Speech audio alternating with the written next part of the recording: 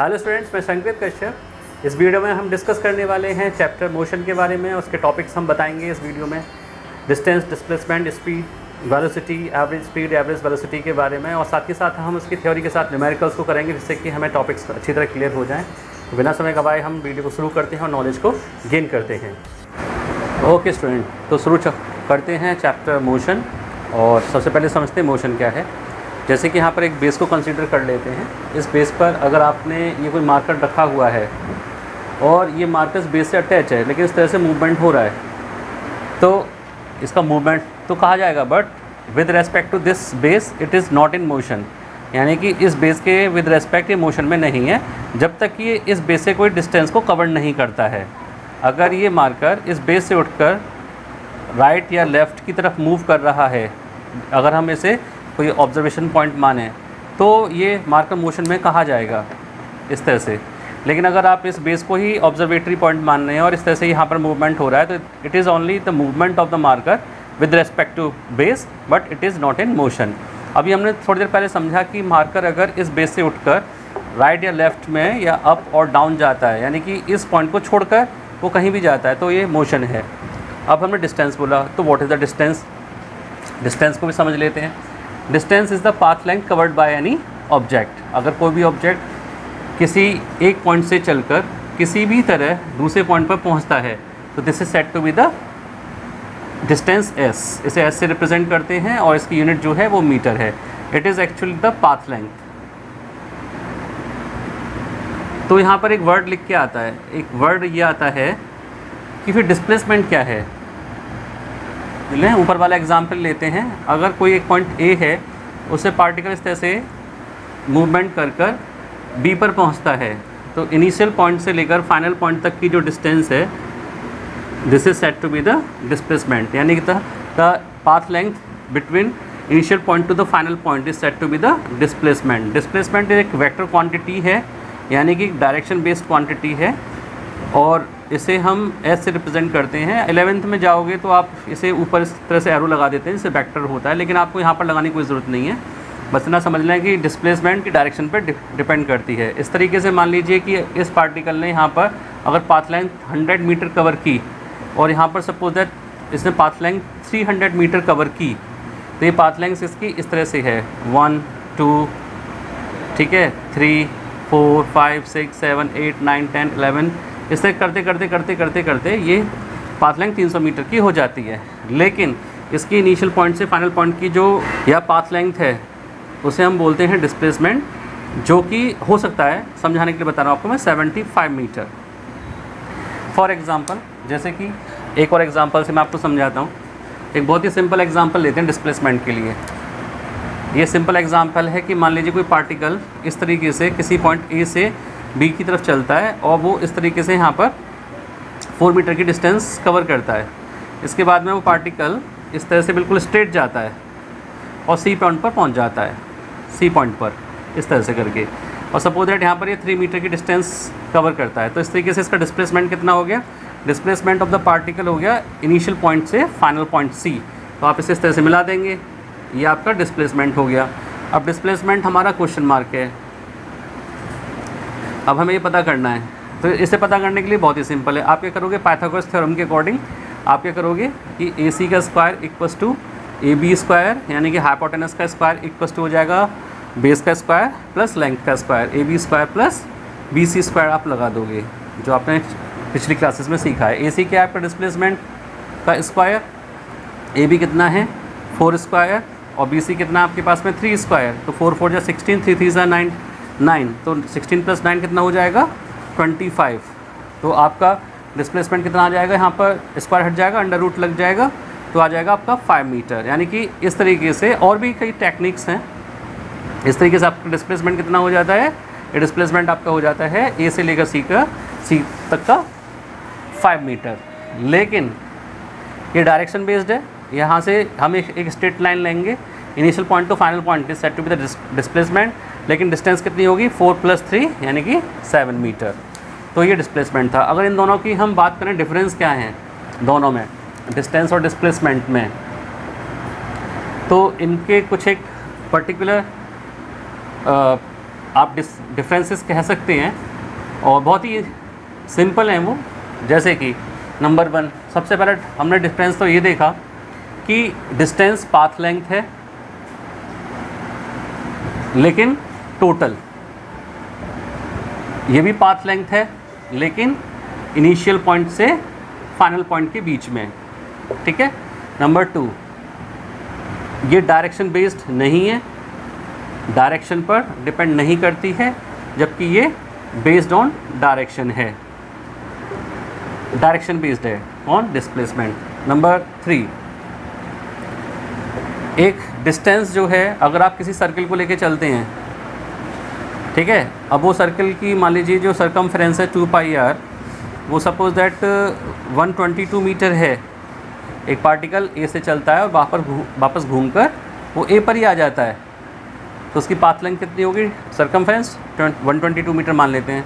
लेकिन डिस्प्लेसमेंट में ऐसा नहीं है। डिस्प्लेसमेंट में अगर पार्टिकल एक पॉइंट से चलकर वापस उसी पॉइंट पर पहुंचता है, तो उसका इनिशियल फाइनल पॉइंट क्या हो गया, सेम, मतलब एक ही पॉइंट हो गया, तो डिस्प्लेसमेंट कितना हो जाएगा, 0। इसका मतलब ये हुआ कि distance can not be 0 but displacement can be 0। इसके अलावा डिस्टेंस जो है वो हमेशा पॉजिटिव रहती है, लेकिन डिस्प्लेसमेंट नेगेटिव भी हो सकता है। इसके अलावा दोनों को हम जो है मीटर में मेज़र करते हैं, एक को वेक्टर एस से लिख देते हैं, एक को नहीं लिखते हैं। वेक्टर एस का मैं फिर दोबारा मतलब बता दूं, वेक्टर कोई नई चीज़ नहीं है, ऐसी कोई भी फिजिकल क्वांटिटी जो कि डायरेक्शन बेस्ड होती है उसे वेक्टर कहते हैं। जैसे कि डिस्प्लेसमेंट डायरेक्शन पे डिपेंड करता है, तो उस पर एरो लग जाता है, उसे हम बोल देते हैं वेक्टर क्वांटिटी। फिलहाल आप इसे इतना ध्यान रखें कि डिस्प्लेसमेंट डायरेक्शन पे डिपेंड करता है। तो ये कुछ इसके एग्जांपल्स हैं डिस्टेंस और डिस्प्लेसमेंट में डिफरेंस के। इसके बाद में फिर हम आगे बढ़ते हैं और हम समझते हैं कि अगर ये डिस्टेंस या डिस्प्लेसमेंट टाइम के विद रेस्पेक्ट कवर हो रहा हो, तो फिर कौन सी नई चीज़ है जो हमें समझ में आती है। वो नई चीज़ है स्पीड और वेलोसिटी, उसको भी समझते हैं यहाँ पर। तो बात करते हैं स्पीड की। What is the speed? जो आप जनरल डेफिनेशन पढ़ते हैं वो ये कही जाती है, the rate of change of distance is said to be the speed. यानी स्पीड क्या है कि टाइम के विद रिस्पेक्ट चली गई पाथ लेंथ को ही हम स्पीड बोलते हैं, rate of change of distance. इसकी यूनिट क्या होती है? इसकी यूनिट है मीटर पर सेकेंड। तो जैसे कि कोई पार्टिकल है, जैसे कोई पर्सन है, कोई बच्चा है, वो अपने घर से चलता है, वो होम से चलता है और इस तरीके से वो कई रास्ते तय करता हुआ सपोज दैट अपने स्कूल पहुंच जाता है। मान लीजिए शुरू में वो 500 मीटर चलता है, उसके बाद में वो फिर दोबारा यहाँ पर 400 मीटर चलता है, इस तरीके से फिर आगे चल के वो 300 मीटर पहुँचता है, उसके बाद वो 200 मीटर चलता है, इसके बाद वो 100 मीटर चलता है। ठीक है, इस तरीके से उसे क्या है कि वो अपने स्कूल पहुँच जाता है। तो इस पूरे जो होम से लेकर स्कूल तक पहुंचने में जो उसे टाइम है, सपोज दैट मान लेते हैं ऐसा कि उसे 2 मिनट का टाइम उसे लग गया सपोज दैट 5 मिनट, 5 मिनट के अंदर वो तय कर लेता है इस रास्ते को। तो अब स्पीड कैसे निकलेगी? यहाँ पर स्पीड निकलेगी डिस्टेंस अपॉन टाइम। डिस्टेंस कितनी हो गई? 500 प्लस 400 यानी कि 900 प्लस 300 1200 1400 1500, ये होगी 1500 मीटर। और टाइम कितना हो गया? 5 मिनट का। मिनट को आप ब्रेक कर दें सेकंड्स में, क्योंकि यूनिट क्या है? मीटर पर सेकंड। तो 5 6 जा 5 मिनट इंटू 60 सेकेंड। तो आपके पास आंसर कितना आ गया यहाँ पर? 150 डिवाइड बाय 5 6 जा 30। ठीक है, तो ये आपका कट जाएगा, स्पीड आ जाएगी आपकी 5 मीटर पर सेकेंड। ये आपकी स्पीड आ गई। ठीक है, अब इसके बाद में ये स्पीड निकालने का तरीका हो गया। इसके बाद में हम समझते हैं वेलोसिटी क्या चीज़ है। वेलोसिटी को समझने के लिए यहीं पर इस एग्जाम्पल को ले लेते हैं। अगर मान लीजिए ये सब चीज़ें यहाँ से टाइम जो है 5 मिनट ही लेते हैं, अब इसकी वेलोसिटी कितनी हो जाएगी? इनिशियल पॉइंट से लेकर फाइनल पॉइंट, यानी इनिशियल पॉइंट से लेकर इस तरीके से जो फाइनल पॉइंट है, इसे हम बोलेंगे डिस्प्लेसमेंट। ऐसा ही होगा। तो फिर वेलोसिटी क्या है? Velocity is said to be the rate of change of displacement, यानी कि टाइम के विद रेस्पेक्ट कोई भी ऑब्जेक्ट है या पार्टिकल है जितना डिस्प्लेसमेंट कवर करता है उसे हम वेलोसिटी कहते हैं। Velocity direction based physical quantity है जो कि डिस्प्लेसमेंट पर डिपेंड करती है। अब इसका ऐसा मान लेते हैं कि ये इसका होम्स से जो स्कूल है उसकी एक स्टेट यानी इनिशियल पॉइंट से फाइनल पॉइंट की जो पाथ लेंथ है, ऐसा मान लेते हैं वो केवल 900 मीटर या फिर 800 मीटर ले लेते हैं, ठीक है। होम से स्कूल की जो डायरेक्ट डिस्टेंस है वो 800 मीटर है, जिसे हम डिस्प्लेसमेंट बोल रहे हैं। तो वेलोसिटी v इक्वल्स टू कितना हो जाएगा, ये हो जाएगा डिस्प्लेसमेंट अपॉन टाइम। डिस्प्लेसमेंट कितना है 800 मीटर और टाइम कितना था 5 6 30 यानी 300 सेकेंड। तो इस तरीके से आपके पास में जो आंसर आ जाएगा आपका वो 3 2 6 एंड 3 6 18 2.67 मीटर पर सेकेंड आपका लगभग आंसर आ जाएगा। यानी वेलोसिटी कितनी हो जाएगी 2.67 मीटर पर सेकेंड। वेलोसिटी कम इसलिए आ रही है क्योंकि वो डिस्प्लेसमेंट बेस्ड है और ये एक्चुअल स्पीड है उस बच्चे की जो कि डायरेक्शन पर डिपेंड नहीं करती है। तो ये वेलोसिटी का केस हो गया, ये स्पीड का केस हो गया। अब स्पीड और वेलोसिटी में भी डिफरेंसेस हैं, इनमें वही डिफरेंसेस हैं जो कि डिस्टेंस और डिस्प्लेसमेंट में आपको मिलते हैं। तो आप इनके डिफरेंसेस कैसे लिखेंगे, स्पीड का डिफरेंस इस तरह से होगा और वेलोसिटी। सबसे पहले हमसे अगर एकदम ही कोई पूछे कि स्पीड और वेलोसिटी क्या होते हैं तो हमारा सबसे पहले यही आंसर आएगा कि एक डायरेक्शन बेस्ड है और एक डायरेक्शन बेस्ड नहीं है। यानी कि स्पीड क्या है वो डायरेक्शन पर डिपेंड नहीं करता है, जबकि वेलोसिटी क्या है वो डायरेक्शन पर डिपेंड करती है। नंबर 2, स्पीड ज़ीरो नहीं हो सकती है क्योंकि डिस्टेंस ज़ीरो नहीं होती है, बट वेलोसिटी ज़ीरो हो सकती है। नंबर तीसरी बात, स्पीड ऑलवेज पॉजिटिव होगी लेकिन वेलोसिटी पॉजिटिव भी होती है और नेगेटिव भी हो सकती है अगर डिस्प्लेसमेंट नेगेटिव में है तो, ठीक है। इसके अलावा अगर आप चाहें तो इनकी रिप्रेजेंटेशन लिख सकते हैं कि इसको लिखने के लिए आप सिंपल v का यूज़ करते हैं, जबकि इसको लिखने के लिए आप इस पर वेक्टर यानी कि एरो लगा देते हैं। तो इस तरीके से इसमें आप डिफरेंसेस देख सकते हैं। बाकी दोनों को ही मीटर पर सेकंड में मेज़र किया जाता है, यूनिट इनकी सेम रहेगी, ठीक है। तो ये इसके डिफरेंसेस हो गए। अभी हम यहाँ पर जो एग्जांपल कर रहे थे उसमें हमने देखा था कि जो स्टूडेंट है वो 500 मीटर चलता है, 400 मीटर चलता है, 300 मीटर चलता है, 300 मीटर चलता है, 200, इस तरह से वो अलग अलग डिस्टेंस को कवर करता है। हमने जबकि टाइम 5 मिनट ही लिया, लेकिन क्या वास्तव में ऐसा होता है? नहीं होता। आप भी जानते हैं जब आप अलग अलग डिस्टेंसेस को कवर करते हैं तो कहीं ना कहीं आपका टाइम भी उन डिस्टेंसेस पे अलग होता है। तो इसका मतलब आप जो कवर कर रहे हैं वो एक्चुअल स्पीड नहीं है, वो एवरेज स्पीड है। तो ये एवरेज स्पीड क्या चीज़ हो गई? तो एवरेज स्पीड को भी हम यहाँ पर समझ लेते हैं। एवरेज स्पीड को आप v और इसके लिए नीचे इसके ए बी लिख दीजिए, v फॉर स्पीड और ए बी फॉर एवरेज। तो एवरेज स्पीड को डिफाइन करने के लिए हम इस तरह से लिखते हैं, average speed is defined as the sum of the all distances in covered their respective times.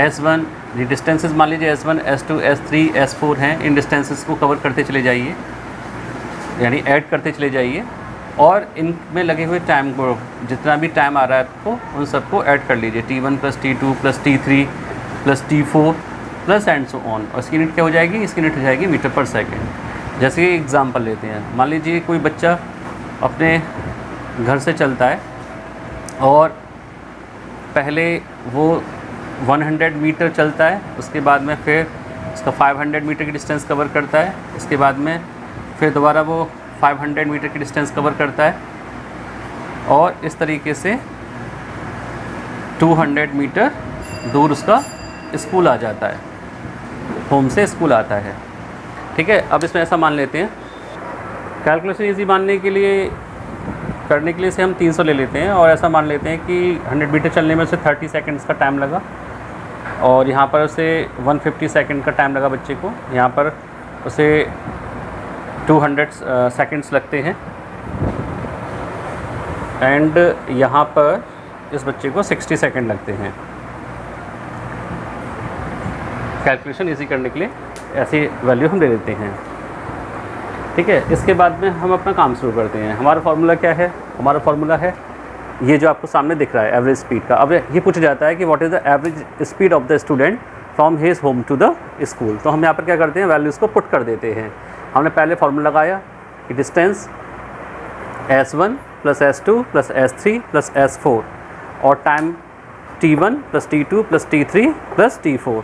Values put कर दीजिए। वैल्यूज़ आपने रखी 100 plus 500 metre plus 500 plus 300। Distances हो गई। टाइम आपने रख दिया यहाँ पर 30 प्लस 150 प्लस 200 प्लस 60।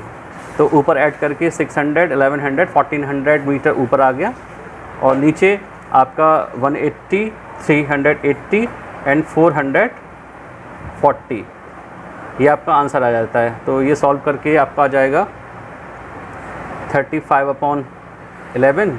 अगर आप 4 से डिवाइड करते हैं, 4 3 12, 4 5 20, 4 1 4, तो ये आपका सॉल्व होकर आ जाएगा 35 डिवाइड बाई 11 3.18 मीटर पर सेकेंड। ये आपकी उस बच्चे की एवरेज स्पीड आ गई जो कि होम से लेकर उसके स्कूल तक थी। 3.18 मीटर पर सेकेंड की स्पीड से वो चलता है, यानी कि हर सेकंड में वो एवरेज 3.18 मीटर चल लेता है। अब यहीं पर हम समझ लेते हैं कि एवरेज वेलोसिटी क्या चीज़ है। तो एवरेज वेलोसिटी के लिए हम सेम एग्जांपल उठाते हैं, कैलकुलेशन को हम चेंज थोड़ा सा करेंगे। एवरेज वेलोसिटी के लिए जो सिंबल है वही रहेगा, आप इस पर एरो लगा सकते हैं। तो ये हो जाएगी एवरेज वेलोसिटी। इसमें क्या है, average velocity is defined as the sum of the total displacements in total time taken. ये पॉजिटिव नेगेटिव भी हो सकते हैं डिस्प्लेसमेंट्स आपके। तो इनको सॉल्व करते हैं। तो इसी क्वेश्चन से हम वेलोसिटी को समझते हैं। वेलोसिटी को समझने के लिए इस क्वेश्चन में ऐसा मान लेते हैं कि जो टोटल डिस्प्लेसमेंट है, वेलोसिटी केस में टोटल डिस्प्लेसमेंट जो है वो होम से लेकर स्कूल तक लगभग मान लेते हैं कि वो 900 मीटर है। हालांकि प्रैक्टिकली ये डिस्प्लेसमेंट अलग आएंगे, थोड़े से डिस्टेंस अलग होगी जो पाथ लेंथ है, बाकी टाइम जो है वो ऐड हो जाएगा। तो इस पर करेंगे क्या, इस क्वेश्चन में, इस क्वेश्चन को सॉल्व करने के लिए जो टोटल डिस्प्लेसमेंट है इन सबको ऐड करने के बाद में, यानी कि इनिशियल पॉइंट से फाइनल पॉइंट जो टोटल डिस्प्लेसमेंट है वो 900 मीटर आता है। और जो आपका टाइम था वो आप उसे पहले की तरह ऐड कर देंगे, 30 प्लस 150 प्लस 200 प्लस 60। तो इस तरीके से सॉल्व करके आपका आंसर पहले की तरह 900/440 इस तरह से आ जाएगा और फाइनली सॉल्व होकर ये आंसर आ जाएगा आपका, अप्रॉक्सीमेटली आंसर आ जाएगा आपका 2.04 मीटर पर सेकेंड। ठीक है, ये आपका आंसर आ जाएगा। इसमें मैं फिर दोबारा बता दूं कि एवरेज वेलोसिटी का फॉर्मूला तो ये रहेगा, the sum of all displacements including their direction and the divided by the total time taken T1, T2, T3, T4 जितने भी टाइम्स हैं। बट इसमें जो अभी हमने केस लिया था, इसमें हम शुरू की तरह नेट डिस्प्लेसमेंट ही देखेंगे कितना हुआ है, यानी इनिशियल पॉइंट से फाइनल पॉइंट, जो कि हमने अप्रॉक्सीमेटली मान लिया था। लेकिन अभी हमने डिस्प्लेसमेंट में एक डिफरेंस ही बताया था कि डिस्प्लेसमेंट नेगेटिव भी हो सकता है। तो वो नेगेटिव किस केस में होता है, इसका एक एग्जांपल समझ लेते हैं। तो एवरेज वेलोसिटी का जो हम पॉजिटिव नेगेटिव डिस्प्लेसमेंट की बात कर रहे थे, उसके लिए केस लेते हैं। जैसे कि कोई बॉडी है, कोई पार्टिकल है, वो किसी पॉइंट ए से चलता है। सपोज दैट उसका डिस्प्लेसमेंट एक स्ट्रेट लाइन पर किसी सी पॉइंट तक होता है, बी पॉइंट तक होता है, और ये डिस्प्लेसमेंट फर्स्ट जो हुआ, let us suppose that 500 metre. इसके बाद में वो पार्टिकल फिर वापस लौटता है और लौटते समय उसका डिस्प्लेसमेंट होता है नेगेटिव डायरेक्शन में 100 मीटर। ये S1 और फिर ये S2 लौटते समय, तो माइनस का 100 मीटर। इसके बाद में फिर दोबारा पार्टिकल आगे बढ़ता है और यानी नेगेटिव डायरेक्शन में बढ़ता है। वो पहले A से B, B से C और C से D पर आता है। तो ये हो गया A to B, this is B to C और फिर C to D थर्ड जो है। इसमें मान लीजिए ये 150 मीटर चलता है C to D। इसके बाद में ये पार्टिकल D से वापस लौटता है और इस तरीके से ये लगभग ऐसा मान लेते हैं यहाँ पर D से E पर आ जाता है और प्लस 50 मीटर D से E की तरफ ये चलता है पॉजिटिव डायरेक्शन में, D से E की तरफ। अब अपनी सुविधा के लिए ऐसा मान लेते हैं कि इस दौरान इस पार्टिकल को जो फर्स्ट बारी में यानी 500 मीटर की डिस्प्लेसमेंट करने में जो टाइम लगा, लेट अस सपोज 20 सेकेंड, ठीक है। इसमें बी से सी आने में जो टाइम लगा, late us suppose 5 second. T3 और T4 जो टाइम है कैलकुलेशन इजी करने के लिए ऐसा मान लेते हैं, वो 3 सेकेंड और 2 सेकेंड मान लेते हैं, ठीक है। तो अब इसमें एवरेज वेलोसिटी कैसे निकालेंगे? एवरेज वेलोसिटी के लिए आप फिर दोबारा वही फॉर्मूला लगाएंगे, average velocity equals to displacement S1 जो कि पॉजिटिव था ए से बी की तरफ, दूसरा डिस्प्लेसमेंट नेगेटिव था यानी कि अपोजिट डायरेक्शन में था तो माइनस का साइन आ जाएगा S2, फिर दोबारा वो नेगेटिव डायरेक्शन में सी से डी की तरफ चलता है तो S3 आ जाएगा, और फिर वो पॉजिटिव डायरेक्शन में डी से ई 50 मीटर चलता है तो ये पॉजिटिव डिस्प्लेसमेंट है डी से ई, तो ये हो जाएगा आपका प्लस का 50 मीटर यानी कि S4। और टाइम कितना? T1 plus T2 plus T3 plus T4 and so on. तो एवरेज वेलोसिटी कितनी हो जाएगी यहाँ पर? ऐड कर दें सभी को, 500 माइनस 100 माइनस 150 और प्लस का 50 अपॉन में 20 प्लस 5 प्लस 3 प्लस 2। इस तरीके से एवरेज वेलोसिटी आ जाएगी 500 माइनस 100 400 माइनस 150 यानी कि 250 और प्लस 50 तो आपका आ जाएगा ये 300, ठीक है। इसके अपॉन नीचे आ जाएगा 25 प्लस 3 28 30, तो आपके पास में एवरेज वेलोसिटी आ जाएगी 10 मीटर पर सेकेंड। ये वो केस था जहाँ पर कि एक स्ट्रेट लाइन में पॉजिटिव नेगेटिव डिस्प्लेसमेंट हो रहा था। उससे पहले वाला जो केस था उसमें भी डिस्प्लेसमेंट हमेशा इनिशियल और फाइनल पॉइंट के बीच में निकलता है, लेकिन उसमें हमने डिस्प्लेसमेंट को मान लिया था, हालांकि वो निकाला जा सकता है एंगल्स की मदद से, और इसमें एक स्ट्रेट लाइन थी तो हमें इसमें भी इनिशियल फाइनल पॉइंट ही देखना था, यानी कि हमारा जो इनिशियल पॉइंट है वो ए है और जो फाइनल पॉइंट है वो ई है, ये इस बीच का डिस्प्लेसमेंट है। अगर ये हम टोटल देखें तो ये 300 मीटर का है, अगर आप कैलकुलेट करके भी देखें तब भी ये ए से ई तक का 300 मीटर ही आएगा। जो टोटल टाइम है वो आपको टोटल टाइम ही लेना है, आपको गलती से भी ए से ई तक का टाइम ऐसा नहीं लेना है, शुरू से लेकर यानी इनिशियल पॉइंट से लेकर फाइनल पॉइंट तक जितना भी टाइम लगा है वो आप टाइम डिवाइड कर देंगे, ऐड होगा। डिस्प्लेसमेंट पॉजिटिव नेगेटिव के अकॉर्डिंग कैलकुलेट किया जाता है। तो ये दो केस थे एवरेज स्पीड और एवरेज वेलोसिटी के। इसमें एक क्वेश्चन मैं आपको होमवर्क से करने के लिए दे रहा हूँ, अगर आप उसमें कोई दिक्कत आती है तो आप मुझे कमेंट करके ज़रूर बताएं। तो क्वेश्चन इस तरीके से मैंने बोर्ड पर लिख दिया है, the total distance for a path is S. A से बी तक की जो टोटल डिस्टेंस है किसी पार्टिकल के लिए वो एस है। वो पार्टिकल फर्स्ट हाफ डिस्टेंस ए से सी तक चलता है 10 मीटर पर सेकंड की स्पीड से और रिमेन हाफ डिस्टेंस कवर करता है 15 मीटर पर सेकंड पर, यानी कि ए से सी जो है वो s/2 है, बी से सी भी s/2 है। आधे डिस्टेंस पर उसकी स्पीड रहती है पार्टिकल की 10 मीटर पर सेकंड और रिमेन हाफ पर रहती है 15 मीटर पर सेकंड। तो what is the average speed of the particle, ये आपको पता करना है कि इस पार्टिकल की एवरेज स्पीड क्या है। यहाँ पर हिंट है, जो टाइम का फॉर्मूला है वो डिस्टेंस अपॉन स्पीड है, यही इसके हिंट है, ठीक है। तो इस क्वेश्चन को आप कुछ करके बताएं कमेंट में, इसका आंसर क्या आता है। इसके बाद हम नेक्स्ट वीडियो में मिलते हैं। नेक्स्ट वीडियो में हम एक्सेलरेशन, रिटार्डेशन और इक्वेशन ऑफ मोशन को करेंगे और उसके साथ में फिर हम डिस्टेंस की हेल्प से जो distance time graph, velocity time graph है उनको करना सीखेंगे। तो मिलते हैं नेक्स्ट वीडियो में।